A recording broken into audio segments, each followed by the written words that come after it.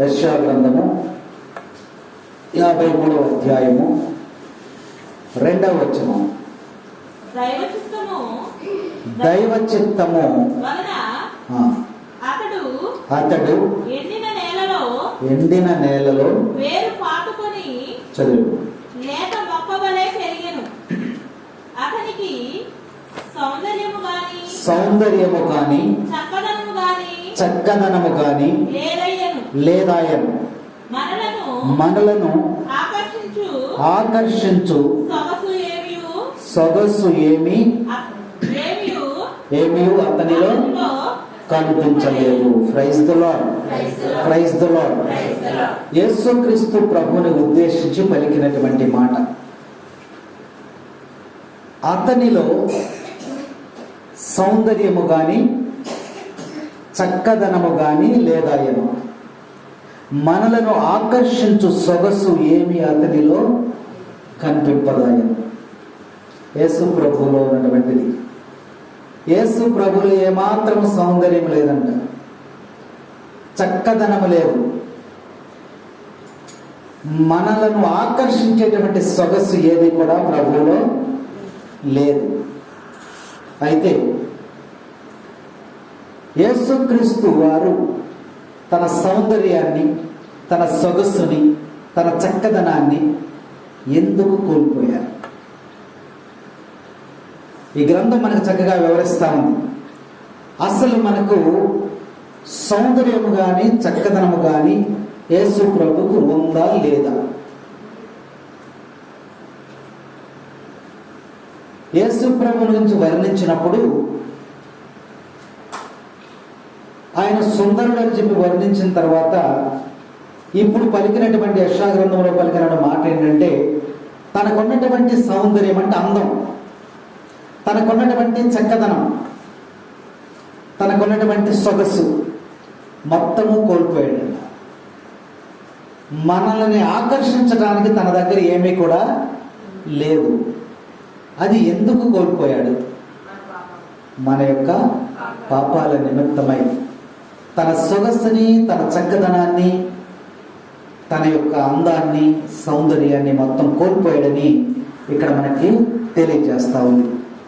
అయితే యేసుక్రీస్తు ప్రభు పుట్టినప్పుడు ఆయన ఒక కుంటివాడిగా కానీ, గుడ్డివాడిగా కానీ, లేదా మరి చూడటానికి బాగుండనటువంటి పరిస్థితులు ఆయన ఏం పుట్టలేదు. గ్రంథం మనకు చక్కగా తెలియజేస్తాము.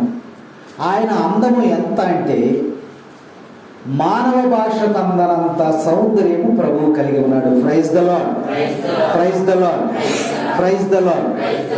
అయితే ఎంత అందగాడు, ఎంత సౌందర్యము కలిగినటువంటి వాడు, అంత చక్కదనము కలిగినటువంటి వాడు, సొగసు కలిగినటువంటి వాడు ఏమైపోయింది? సొగసు అంతా, ఈ సౌందర్యం అంతా, ఈ అందం అంతా ఏమైపోయింది?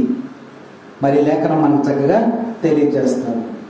ఏ భాషకు ఉన్నంత సౌందర్యం ఉన్నటువంటి క్రీస్తు ప్రభువు తన సౌందర్యాన్ని ఎందుకు కోల్పోయాడనేది ఈరోజు మనం ఎన్నుకున్నటువంటి ప్రధానమైనటువంటి అంశం. సాధారణంగా మనము ఒక వ్యక్తిని కానీ, ఒక వస్తువును కానీ, ఒక బిల్డింగ్ని కానీ, ఏదైనా ఒకటి మనం ఏదైనా చూసినప్పుడు ఒక మొక్కని కానీ అందముగా మనకి కంటికి కనిపిస్తే దానిని మనం చూస్తాం. అది అందంగా కనిపించకపోతే దాని వైపు మనం అంత అధికంగా చూడం. అలనాడు ఆదాములకి అందంగా ఏది కనిపించింది? దేవుడు తినొద్దనటువంటి పండు అందము కంటికి ఇంపుగా కనిపించను, సౌందర్యముగా. మరి ఇంత సౌందర్యముగా ఉన్నటువంటి క్రీస్తు ప్రభువు ఇప్పుడు వాక్యం ఏమంటుందంటే అతనిలో మనలను ఆకర్షించేటువంటి సౌందర్యం ఏమీ కూడా కనిపించడం లేదంట. అసలు ఆయనకి సౌందర్యం ఉందా లేదా? ఉంటే ఎలాంటి సౌందర్యం ఉంది? ఆ సౌందర్యాన్ని ఎందుకు కోల్పోయాడు? మనం కొద్దిసేపు ఈ అంశం మీద కొద్దిసేపు బైబిల్ గ్రంథాన్ని నుంచి కొనేకమైన మనము మాట్లాడుకుందాం. ఒక తల్లి తన బిడ్డను పెంచి పెద్ద చేసి హాస్టల్లో చదివిస్తూ ఉంది.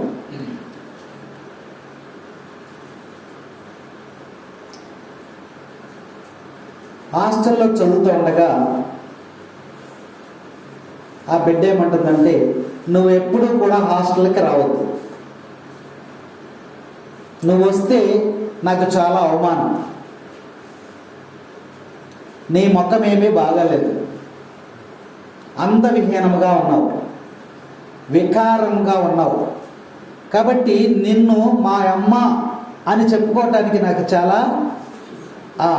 సిగ్గుగా ఉంది, అవమానంగా ఉంది, కాబట్టి నువ్వు ఎప్పుడు కూడా హాస్టల్కి రావద్దు అని తల్లికి ఎప్పుడు చెప్తానే ఉంటుంది. పిల్ల మనస్సు గాయపడకూడదని తల్లి ఎప్పుడు కూడా ఆ హాస్టల్కి వెళ్ళట్లేదు.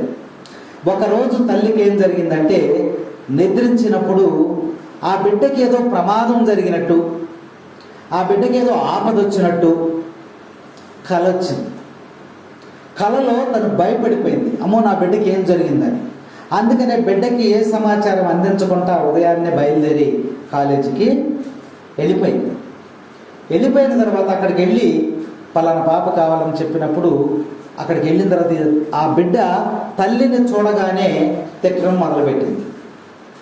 నీకు అసలు బుద్ధి ఉందా, నీకు జ్ఞానం ఉందా, నేను ఎన్నిసార్లు చెప్పాను, నువ్వు ఇక్కడికి రావద్దని చెప్పాను, నువ్వెందుకు వచ్చావని అక్కడే తిడతా ఉంటే తల్లి ఏడుస్తూ ఉంది. ఈలోపు వాళ్ళ ఫ్రెండ్స్ వాళ్ళందరూ కూడా వచ్చారు. ఏం జరిగిందంటే, ఏం లేదు, మా ఇంట్లో పని మనిషి ఆమె నా కోసం వచ్చిందని చెప్పింది.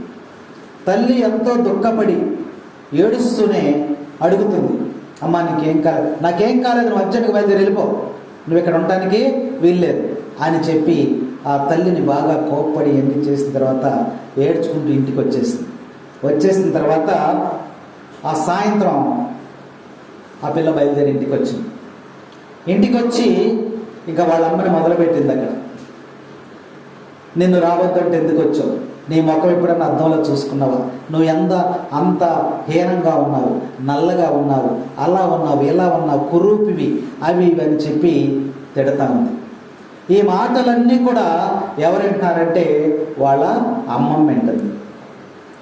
వాళ్ళ అమ్మమ్మ వచ్చి ఒక్కసారిగా ఆ బిడ్డ మీద తిరగబడి, ఏం మాట్లాడుతున్నావు, నువ్వేదో ఇవాళ అందంగా ఉన్నావని మీ అమ్మ నిన్ను మాటలు నువ్వు అంటూ ఉన్నావా, మీ అమ్మ ఎంత అందగత్తో నీకు తెలుసా అని చెప్పి వాళ్ళమ్మ ఫోటోలు లోపల ఆ ఫోటోలు తెచ్చి చూపించింది.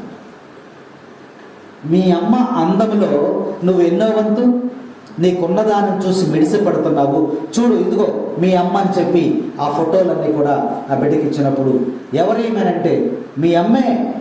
అదేంటి మరి ఎంత కురూపిగా ఉంది, ఎంత అసహ్యంగా ఉంది, శరీరం అంతా కూడా ఇలా కాలిపోయినట్టుంది, ఇదంతా కూడా ఉంది, ఇవి నా తల్లి కాదా అని చెప్పడితే ఇదే మీ అమ్మ చూడని చెప్పినప్పుడు ఆ ఫోటోలు చూసి ఆశ్చర్యపోయిందంట.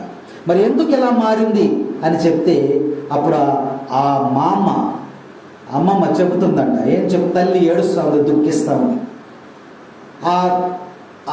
ఆ మామ ఏం చెబుతుందంటే, నీకు 3 సంవత్సరాలు ఉన్నప్పుడు ఉయ్యాలలో వేసి నేను నేల కోసం వెళ్ళినప్పుడు ఆ ఇంటికి నిప్పంటుకుంది. నువ్వు ఉయ్యాలలో నిద్రపోతున్నావు, ఇంటికి నిప్పంటుకుంటే కాలిపోతావు, నువ్వు లోపల ఉండిపోయావు. అందరూ కూడా ఎవరు కూడా ఇంటి దాకా వస్తున్నారు కానీ లోపలికి ఎవరు కూడా నిన్ను కాపాడుతాకు రాలేకపోతున్నారు.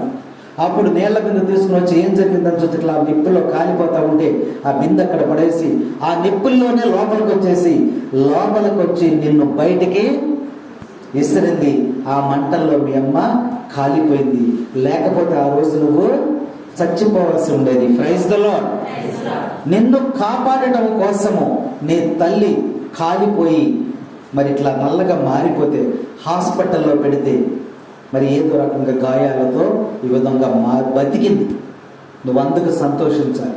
మీ అమ్మ అందములు ఎన్నవంతనేది విషయం తెలుసుకోకుండా మీ అమ్మ నువ్వు ఇష్టం వచ్చిన మాట్లాడుతున్నావంటే అప్పుడు ఆ బిడ్డ పశ్చాత్తాపడి, అమ్మా నా కోసము నీ శరీరం అంతా కూడా కాలిపోయింది, నీ శరీరం రూపం అంతా కూడా మారిపోయిందని చెప్పి ఆ తల్లి యొక్క పాదాల మీద పడి పశ్చాత్తాపడి నన్ను క్షమించమ్మా అని చెప్పి ఆ యొక్క తల్లిని ప్రాధేయపడింది.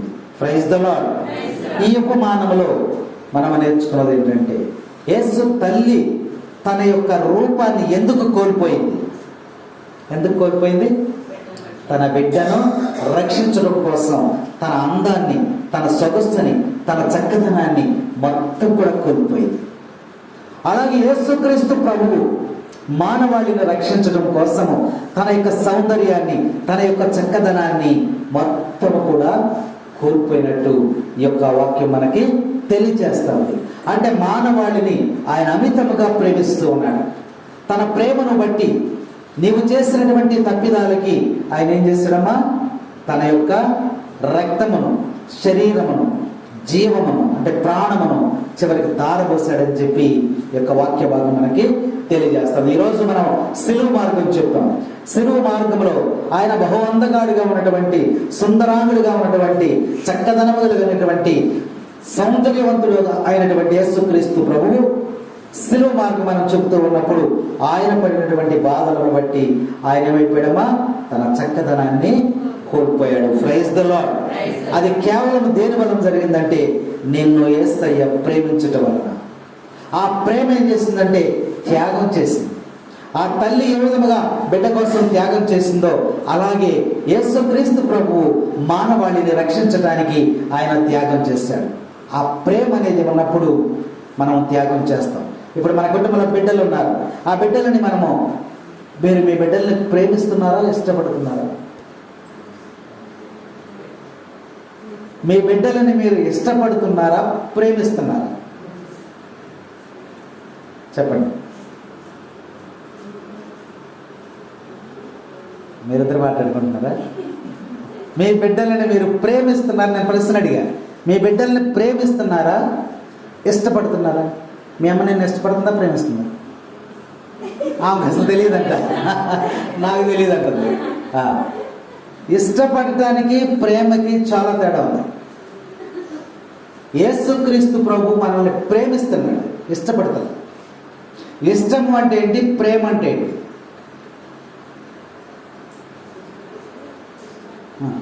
ఉన్నాయి, మీ మనసులో ఉన్నాయి కొన్ని, చెప్పట్లా మీరు బయటికి. ఒక గులాబీ పువ్వులు పెట్టారు, మీరు చక్కగా పువ్వులు పూసింది. ఇది బాగా ఇష్టం అనుకోండి. మీరేం చేస్తారు? వెళ్తా కోసేసి తల్ల పెట్టేస్తారు. అది ఇష్టం. కానీ మీరు దీన్ని ప్రేమిస్తే దీన్ని కొయ్యలేరు. కొయ్యకపోగా మీరు ఏం చేస్తారు? నీరు పోసి ఆ మొక్కని ఇంకా పెంచుతారు. అది ప్రేమ. యేసుక్రీస్తు ప్రభువు కూడా మానవాళి నిమిత్తమై ఆయన మానవుల్ని ఇష్టపడ్డాడని రాయట్లా. ఏమని రాస్తున్నారు? ప్రేమిస్తూ ఉన్నాడు. ఆయన లోకమును ఎంతగానో ప్రేమించాడు. Praise the Lord. నీ ప్రేమ ఎంతో ఎంతో మధురం, యేసు నీ ప్రేమ ఎంతో ఎంతో మధురం, యేసు నీ ప్రేమ ఎంతో ఎంతో మధురం. తల్లి కుండునా నీ ప్రేమ, సొంత చెల్లి కుండునా నీ ప్రేమ, తల్లి కుండునా నీ ప్రేమ, సొంత చెల్లి కుండునా నీ ప్రేమ, నీ ప్రేమ ఎంతో ఎంతో మధురం, యేసు నీ ప్రేమ ఎంతో ఎంతో మధురం. మర్చిపోతేనే నీ ప్రేమ నన్ను మార్చుకున్నది, నీ ప్రేమ మర్చిపోతేనే నీ ప్రేమ నన్ను మార్చుకున్నది, నీ ప్రేమ నీ ప్రేమ ఎంతో. అది కొట్టమను పాడుతూ లెగలేగు కొట్టరా మనం దాన్ని అమ్మదని లే పాట వచ్చినప్పుడే మరి నా పాటను బట్టి కొట్టు. నీ ప్రేమ ఎంతో ఎంతో మధురం, యేసు నీ ప్రేమ ఎంతో ఎంతో మధురం.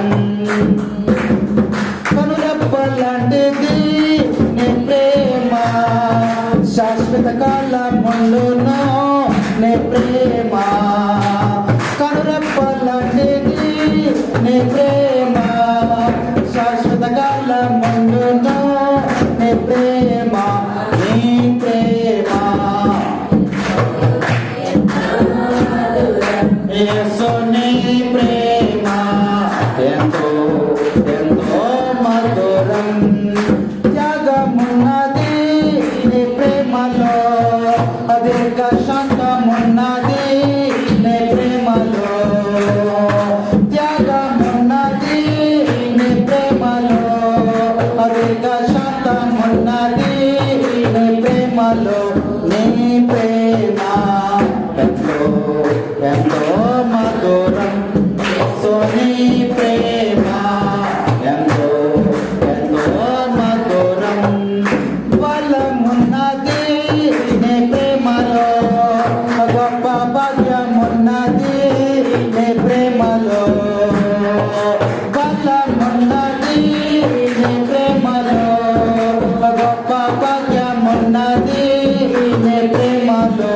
నీ ప్రేమ ఎంతో ఎంతో మధురం. యేసు నీ ప్రేమ ఎంతో ఎంతో మధురం.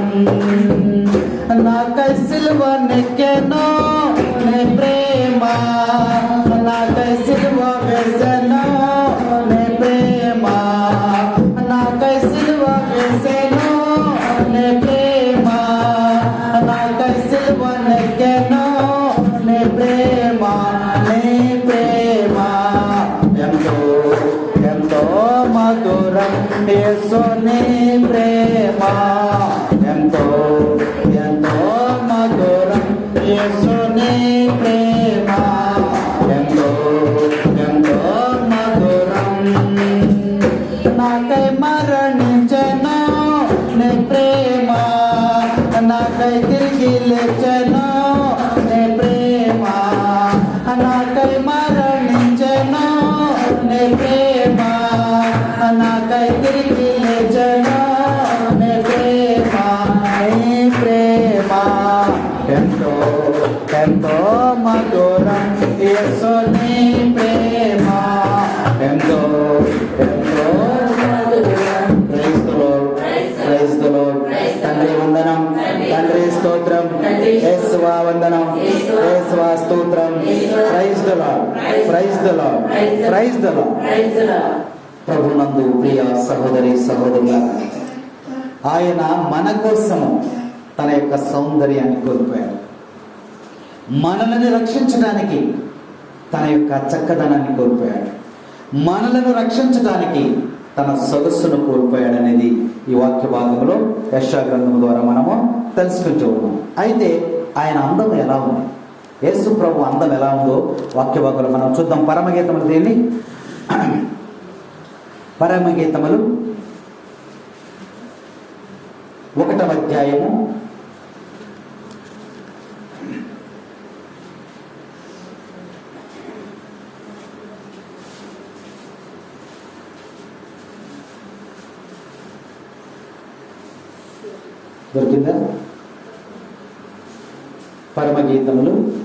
1వ అధ్యాయము 15వ వచనం.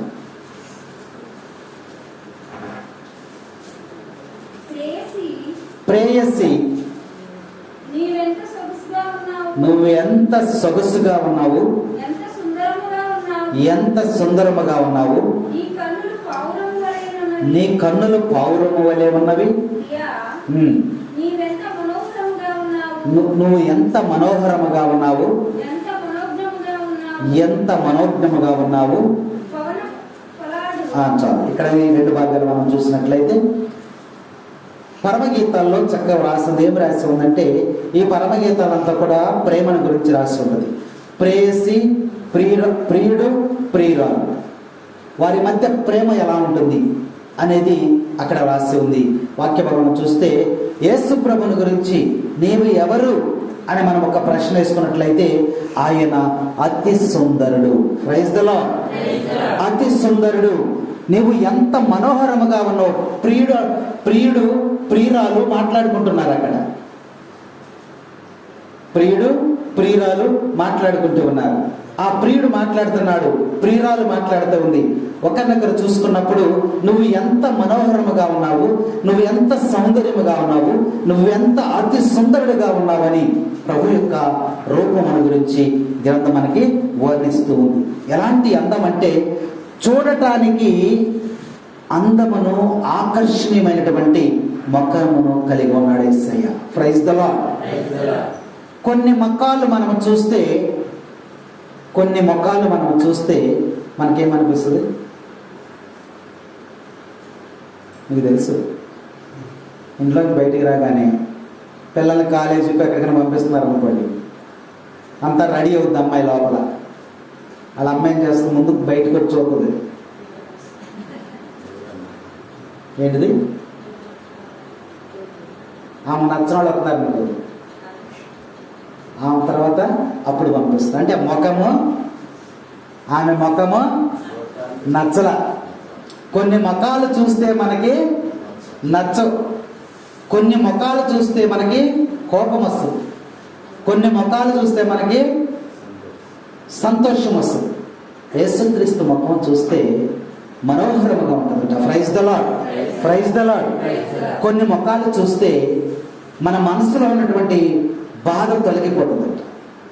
యేసయ్య ముఖమును చూసినప్పుడు, ఆయన ముఖమును చూసినప్పుడు అతి సుందరుడు, సౌందర్యము కలిగినటువంటి ముఖము.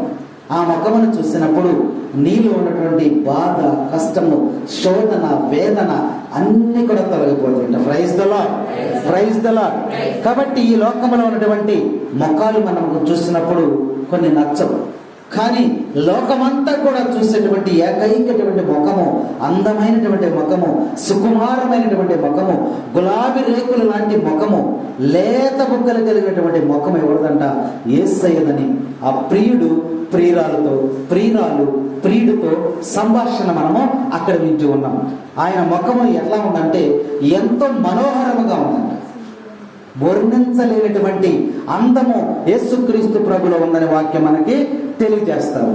కాబట్టి అంత అందమైనటువంటి ముఖము, సౌందర్యము కలిగినటువంటి యేసయ్య ముఖము ఎలా కోల్పోయింది? ఆయనలో అందం ఎలా కోల్పోయాడు? ఆయనలో చక్కదనం ఎలా కోల్పోయాడు? ఆయన ఇంత సుందరమైనటువంటి ముఖమని పరమగీతాలు చెప్తూ ఉంటే యెషయా ప్రవక్త ఏం చెప్తున్నాడు? ఆ అందానంతా కూడా కోల్పోయాడు. మనల్ని ఆకర్షించడానికి ఆయనలో ఏ సొగసు కూడా లేదు. ఎందుకు కోల్పోయాడంటే 3వ వచనం చదువు. యెషయా గ్రంథము 53వ అధ్యాయము 5వ వచనం చదువు. చిన్న చూపు చూచి తృణీకరించిరి.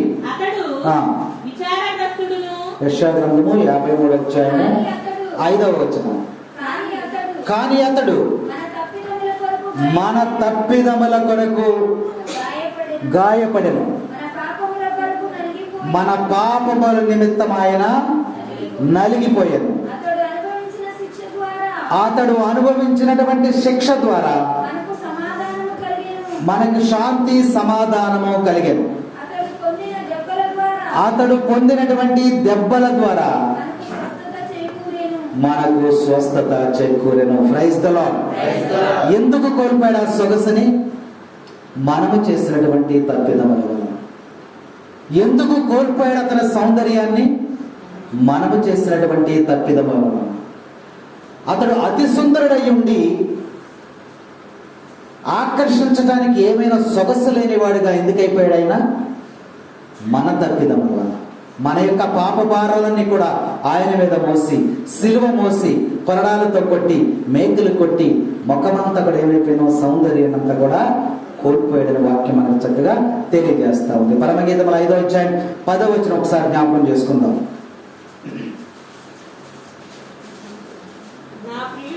నా ప్రియుడు సొగసైన వాడు, ఎర్రని వాడు, 10,000 మందిలోను మెరుగైన. యేసు ప్రభు ఎలాంటి వాడు అమ్మా? ప్రియుడు. ప్రియురాలు చెప్తా ఉంది. ప్రియురాలు అంటే ఎవరు? సంఘము. ప్రియురాలు అంటే ఎవరు? సంఘము. ప్రియుడు ఎవరు? యేసుక్రీస్తు ప్రభు. ఈ ప్రియుడు ప్రియురాలు మధ్య ఉన్నటువంటి ఆ ప్రేమ బంధాన్ని పరమగీతాల్లో మనకి దేవుడు వర్ణిస్తూ ఉన్నాడు. ఆ ప్రియురాలు ఏమంటారు తెలుసా? నా ప్రియుడు సొగసైనటువంటి వాడు. అంటే ఏంటి? అందమైనటువంటి వాడు, ఆకర్షించేటువంటి వాడు, ఎదుట మనస్సులని ఆకర్షించేటువంటి వాడు, పైగా ఎర్రని వాడు. వాక్యం మనం చక్కగా ఉంది, ఎర్రని వాడు. పెళ్లి సంబంధాలకు వెళ్ళామనుకోండి, పెళ్లి సంబంధాలు వెళ్తే ఏం చూస్తారు? అమ్మాయి గురించి ఎక్కువ ఆలోచిస్తారా, అబ్బాయి గురించి ఎక్కువ ఆలోచిస్తారా? అమ్మాయి, అవునా? అమ్మాయి ఎలా ఉండాలి? ఎర్రగా ఉండాలి, అవునా? ఎర్రగా ఉండాలి. ఒక చిన్న ఉదాహరణ చెప్తాను మీకు. ఇట్లాగే పెళ్లి సంబంధాలు చూస్తున్నారు, అమ్మాయిలు వస్తున్నారు, చూస్తున్నారు, వెళ్తున్నారు, చూస్తున్నారు. ఒక 5-6 చూశారు. ఒక అమ్మాయి పర్లేదు, ఎర్రగానే నచ్చింది, పెళ్లి కొడుకు నచ్చింది. ఆ అమ్మాయికి బారు జడ ఉందంట. 2-3 సంబంధాలు నచ్చలేదు, ఆ సంబంధం నచ్చింది. ఎందుకు నచ్చింది అని అడిగితే ఆ అమ్మాయికి ఏముందంట? బారు జడ ఉందంట. అక్కడ పడిపోయాడు అబ్బాయి. ఈ అమ్మాయిని చేసుకుంటాను అన్నాడు. చేసుకున్నాడు, మాట్లాడుకున్నారు, అందరూ మాట్లాడుకున్నారు. సంబంధం సవరం ఇంకోసారి చెప్తా. సరే, మొదటి ప్రకటన అయిపోయిందమ్మా, అటు తిరుగుతూ ఇద్దరు. మొదటి ప్రకటన. రెండవ ప్రకటనకు వచ్చేసరికి ఆ అమ్మాయి ఇంకొక ప్రియుడిని తీసుకుని వెళ్ళిపోయింది. ఆ బారు జడ ఏం చేసింది? ఈ పెండ్లి కుమారుడిని ఏం చేసింది? అవమానపరిచింది, కించపరిచింది, అవునా? ఇక్కడ వాక్యంలో మనం చూసినట్లయితే ఎర్రని వాడు. అందరం మనం అదే చూస్తాం, అమ్మాయి ఎర్రగొండాలి, అబ్బాయి ఎర్రగొండాలి, అవునా? హృదయాన్ని చూసేవాళ్ళు ఎవరు లేరు. ఈ పిల్ల చక్కగా మనం చూసుకుంటే జాగ్రత్తగా ఉండదు. ముందు బాహ్య రూపాన్ని మనము చూస్తాం. బాహ్య రూపం ఏం చేస్తుంటే మనల్ని మోసం చేసేస్తుందంట. యేసుక్రీస్తు ప్రభువుని గురించి ఆ ప్రియురాలు ఏమని మాట్లాడుతుంటే, నా ప్రియుడు అక్కడ ఉన్నాడు, నా ప్రియుడు ఎర్రని వాడు, సొగసైనటువంటి వాడు. అందగాడు యేసుక్రీస్తు ప్రభు. ఎంత అందగాడు అంటే 10,000 మందిలో మెరుగైనటువంటి వాడు. 10,000 మంది ఇక్కడ ఉంటే ఇలా చూసి ఆయన ఎక్కడున్నాడో మనము చెప్పేయచ్చు అన్నమాట. అంత సొగసైనటువంటి వాడు. ధవళవర్ణుడు. వాక్యంలో రాయబడి ఉందమ్మా, ధవళవర్ణుడు, రత్నవర్ణుడు. ధవళం అంటే ఏంటి? ధవళము అంటే తెలుపు, రత్నము అంటే ఎరుపు. ధవళవర్ణుడు, రత్నవర్ణుడు అంటే తెలుపు, ఎరుపు. ఈ రెండు కలిసి ఏమవుతుంది? పెయింటర్లు అన్నారు ఇక్కడ. తెలుపు, ఎరుపు రంగులు కలిపితే ఏమవుతాయి అమ్మా? పింక్, గులాబీ రంగు వస్తుంది. ఆయన శరీరము, ఆయన ముఖ వచ్చస్సు గులాబీ వర్ణములో ఆకర్షించేటువంటి స్వభావం అంటే యేసుక్రీస్తు ప్రభు. చూడగానే అంత అందమైనటువంటి వాడు నువ్వు చేసినటువంటి పాపం వలన, నువ్వు చేసినటువంటి ఆ యొక్క శోధన వల్ల, బలహీనత వల్ల, పాప భారం వలన నీ భారం ఆయన మీద పడి తనకున్న సొగసంతా కూడా ఆయన కోల్పోయాడు. మనం పనికి వెళ్ళామనుకోండి, పనికి వెళ్తాం, పొద్దుటే పనికి వెళ్ళేవాడు కూడా ఇప్పుడు ఫెయిర్ అండ్ లవ్లీ రాసుకుని వెళ్తున్నారు. ఎవరు మానలా? ఫెయిర్ అండ్ లవ్లీ రాసుకునే పొద్దుట ఫెయిర్ అండ్ లవ్లీ రాసుకుని పనికి వెళ్ళిపోతాం. సాయంత్రానికి వచ్చేసరికి ఏమైపోతుందమ్మా? మొత్తం జిడ్డు గారిపోయి, తలంతా చెరిగిపోయి, ఉదయం ఉన్న సొగస్సు ఇప్పుడు ఎందుకు లేదు? ఎండలో పడ్డావు, కష్టపడి పని చేసావు, మరి అక్కడ పొలాలే కొట్టనే, కోత అయిపోయినాయి, పంటే, మరి ఎండలో పడి పని చేస్తావు. నీ సొగసు ఏమైపోయింది? సాయంత్రానికి పోయింది. మరి నీ పాప భారం అంతా కూడా మానవాళి యొక్క రక్షణార్థమై యేసుక్రీస్తు ప్రభు మన భారాలనంతా కూడా ఆయన మీద వేసుకుని ఈ యొక్క సిలువను మోసాడు. సిలువను మోస్తూ ఉన్నప్పుడు, ఈ బాధలు పడుతూ ఉన్నప్పుడు, ఈ ధవళవర్ణుడు, రత్నవర్ణుడు ఏమైపోయాడమ్మా? తన సౌందర్యాన్ని, తన సొగస్సుని కోల్పోయినట్టు ఈ యొక్క వాక్యం మనకి తెలియజేస్తా ఉంది. ప్రభునందు ప్రియ సహోదరి సహోదరులారా, ఇతడు సొగసైనటువంటి వాడు, చక్కని వాడు. అతని శరీరం అంతా కూడా గాయపరచబడింది. శరీరం అంతా కూడా గాయపరచబడిందని లేఖనాలు మనకి తెలియజేస్తూ ఉన్నాయి. కాబట్టి అంత బాధ, అంత హింస ఈ 14 స్థలాల్లో మనం చదివి ఎందుకు పడ్డాడు? మన పాపముల నిమిత్తమై ఆయన శిలువ భారాన్ని మోసి తన యొక్క రూపాన్ని కోల్పోయాడని చెప్పి వాక్యం మనకి బోధిస్తూ ఉంది. యేసు గొర్రె పిల్లను నేను, వదకు తేబడిన గొర్రె పిల్లను, యేసు గొర్రె పిల్లను నేను, వదకు తేబడిన గొర్రె పిల్లను, దినదినము చనిపోచున్నాను, క్రీస్తులో బ్రతుకుచున్నాను, దినదినము చనిపోచున్నాను,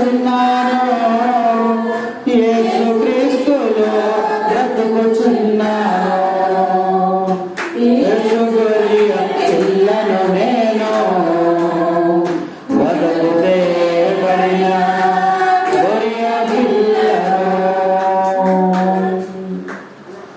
11వ వచనం చదువు. పరమగీతాలు 5:11.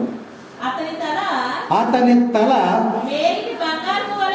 మేలిమి బంగారము వలె ఉండెను, అతని శిరోజములు ఖర్జూరపు గెలల వలె వేలాడుచున్నది. Praise the Lord. యేసు ప్రభు యొక్క అందము అక్కడ ఉంది. యేసు ప్రభు అందము ఎంత అందగాడంటే ఆయన తల ఎలా ఉందంట? మేలిమి బంగారం వలె ఉందంట. బంగారం కొన్నారు ఎప్పుడన్నా? మేలిమి బంగారం వలె ఆయన తల ఉందంట. ఇప్పుడు ఆ తల ఏమైపోయిందమ్మా? రక్తసిక్తమైపోయింది. ఆయన సొగసును ఎందుకు కోల్పోయాడు? తన యొక్క అందాన్ని ఎందుకు కోల్పోయాడు? ఆయనేమి కురిపి కాదు, ఆయన అందహీనుడేమి కాదు, ఆయన అతి సుందరుడు, ధవళవర్ణుడు, రత్నవర్ణుడు. అయితే అందము కోల్పోయాడు. ఆయన తల ఎలా ఉందో చూడండి. ఆయన తల ఎలా ఉందంట? మేలిమి బంగారు వలె ఉండెను. మేలిమి బంగారము లాంటి ఆయన శిరస్సు గాయపరచబడినది. అందుకే అందం కోల్పోయాడు. ఆ పాటలో ఉంచు చక్కగా. నీ తలపై ముళ్ళు గుచ్చబడినవే, నా తలంపులు ఏడుస్తున్నవి, నీ మోమున కొమ్మివేయబడినది, నా చూపులు చెదిరిపోచున్నవి,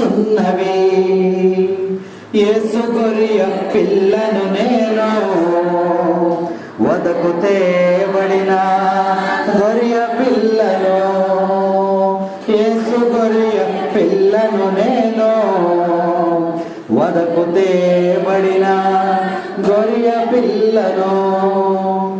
ఆయన తల వెంట్రుకలు ఎలా ఉన్నాయి చూడండి. అక్కడ వచనంలో రాయబడింది. ఆయన తల వెంట్రుకలు కాకి నలుపు నిగనిగలాడుచు ఖర్జూరపు గెలల వలె వేలాడుచున్నది. ఆయన జుట్టు ఎంత అందగాడో చూడండి. ఆయన తల ఎలా ఉందంట? ఖర్జూరపు గెలల వలె వేలాడుతుంది. ఈత చెట్లు మనం చూస్తాం, ఖర్జూర పెద్దగా చూడడం కానీ ఈత చెట్లు మనం చూస్తాం. దానికి గెలలు వచ్చేసినాయి అనుకోండి, వెళ్తే మనం ఏం చేస్తాం? గెల చూడంత బాగుండు అని. పెద్ద గెల పండు రంగులో ఉంటుంది. చూసినప్పుడు ఏమనిపిస్తుంది? మనకి ఎంతో ఆకర్షణీయంగా ఉంటుంది. యేసుక్రీస్తు ప్రభు యొక్క కురులు ఖర్జూరపు గెలల వలె అలా వేలాడుతూ ఉన్నాయంట. ఆ నలుపు కూడా ఏమి నలుపు అన్నాడమ్మా? కాకి నలుపుతో నిగనిగలాడుచు చూడముచ్చటగా ఉంది యేసయ్య జుట్టు. జుట్టు ఎలా ఉండాలి? నల్లగా ఉండాలి. కొంచెం తెల్లగా వస్తే రంగేసేద్దాం. అంటే నలుపు ఉండాలి. అవునా? యేసుక్రీస్తు అంటే తెల్లగా ఉంటే ఏమవుద్ది? రంగేసినాడు లేరా? రంగైపోతే తెల్లగా అయితే ఏమవుద్ది? ఈయన ముసలోడు అనుకుంటారు. అవునా? తర్వాత చూడటానికి ఆకర్షణీయముగా ఉండదు. అవునా? మరి యేసుక్రీస్తు ప్రభు తల ఎలా ఉందంట? కాకి నలుపులాగా ఉందంట. ప్లస్ నెగనెగలాడిపోతూ ఉందండి. అప్పుడు చూడటానికి ఎలా ఉంటుంది? ఎంత అందముగా ఉందో చూడండి యేసయ్య జుట్టు. అతి సుందరుడైన ఏమైపోయిందా? ఎంతో యెషయాగారు అంటున్నారు, ఆ సౌందర్యం ఎందుకు ఏమైపోయింది? ఎంత సౌందర్యం కలిగినటువంటి వాడు ఏమైపోయాడంటే మన పాప భారముల వలన, మనము చేసినటువంటి మన పాప జీవితం వలన మనను రక్షించడానికి ఆయన యొక్క అందమంతా కూడా కోల్పోయిన వాక్యం మనకి బోధిస్తాను. గుత్తులు గుత్తులుగా ఉన్నటువంటి కాకి నలుపులాగా ఉన్నటువంటి జుట్టును, నెగ్గనెగ్గలాడేటువంటి జుట్టు అని ఇక్కడ వాక్యం మనకి, ఆ జుట్టు, ఆ వెంట్రుకలు చూడముచ్చటగా అనే వాక్యం మనకి తెలియజేస్తుంది. తనివి తీరా చూడాలనేటువంటి, చూపును మరల్చుకోలేనటువంటి జుట్టును ఆయన కలిగి ఉన్నాడు. తర్వాత వచ్చిన చూద్దాము, 12వ వచనం. అతని కన్నులు పాలలో స్నానమాడి పారు నీటి చెంత వాలి ఉన్న పావురము వలె ఉండెను. Praise the Lord. ఆయన కన్నులు ఎలా ఉన్నాయి? యేసు ప్రభు కన్నులు. ఈసారి స్పష్టంగా ఫోటోలు దగ్గర ఉన్నప్పుడు చూడండి కన్నులు ఎలా ఉంటాయి. ఆ ఫోటోలు చూస్తే మనం కన్నులు సరిగ్గా చూసాము. ఎందుకనంటే మనం ఫోటో చూస్తాం, వదిలేస్తాం. ఆయన కన్నులు, ఆ యొక్క గ్రంథకర్త వర్ణిస్తున్నాడు చూడ పరమగీతాల్లో, తన ప్రియుడు ప్రియురాలు వర్ణించుకుంటున్నారు. ఆయన కన్నులు ఎలా ఉన్నాయంట? పాలలో స్నానం చేసినటువంటి, పారే నీళ్ల దగ్గర ఉన్నటువంటి పావురము కన్నులు లాగా ఉన్నాయంట. పావురం కన్నులు ఎప్పుడైనా చూసారు? కొని కోసుకునేటివే, పావురం కోసుకుంటారుగా, చూసారా? పావురం కన్ను, పావురాలు చూసారా? ఏం చూసారు పావురంలో?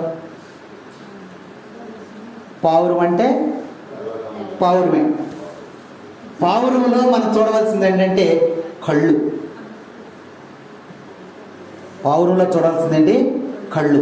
అంటే కళ్ళు ఎలా ఉంటాయి అంటే పాలల్లో కడిగినటువంటి కళ్ళులాగా ఉంటాయంట.